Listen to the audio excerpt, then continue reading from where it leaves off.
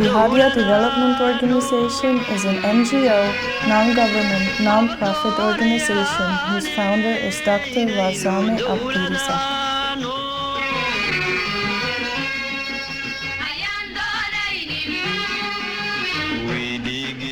In 2006, our first activity started in form of a small ambulatory and very few staff. There was a problem with human resources, but with Hadia coming to life, everything could be managed.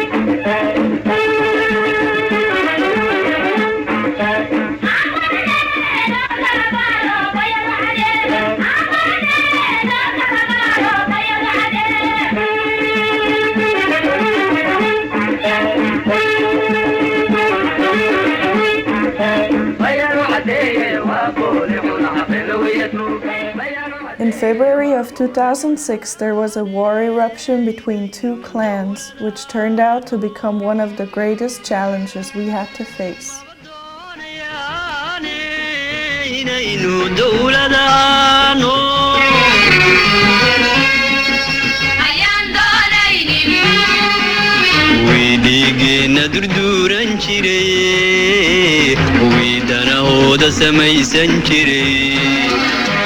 Wiidigeena durduuran jiray, wiidanahooda samaysan jiray. Aynu dila aynu dagaale, ka digtoonaada dadka yago. Aynu dila aynu dagaale, ka digtoonaada dadka yago.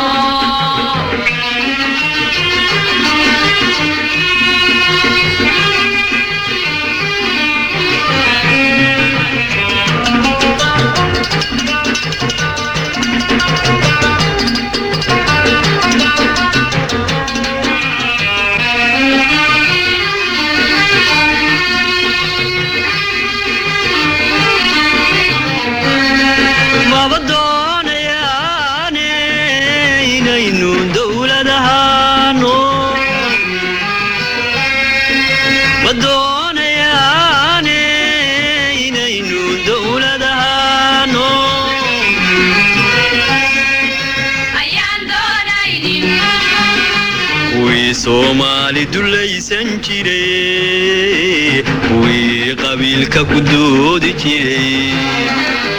Wii Somali dulaysan jiray, wii qabiilka ku doodi jiray. Aynu dila aynu dagaale, ka digtoonaada dadka yago. Aynu dila aynu dagaale.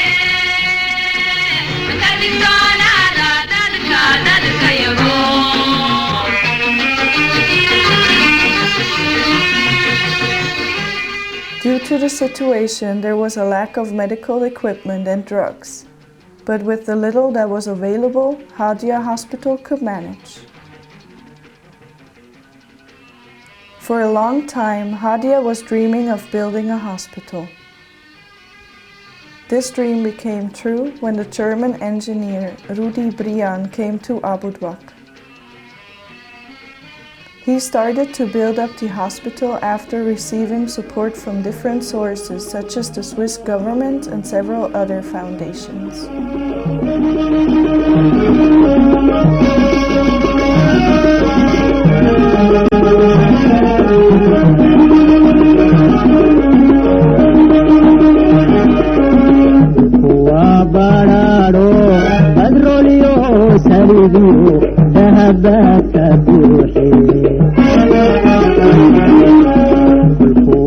badhaadho badroolyo saliidu dahabaa ka buuxe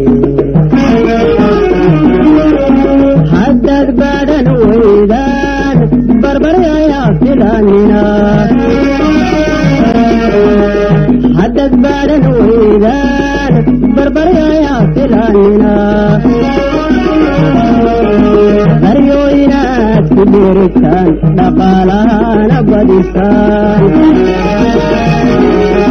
baryooyinaad ku dheeritaan dhaqaalahana badisaan bidcilkoo caleeliyo